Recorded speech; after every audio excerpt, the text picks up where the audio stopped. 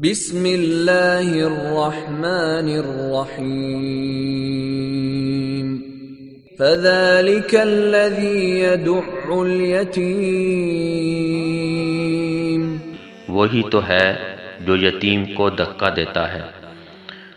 لفظ بلفظ ترجمہ فا کا معنی ہے پس، ذالکا اس میں اشارہ ہے، یعنی وہی ہے۔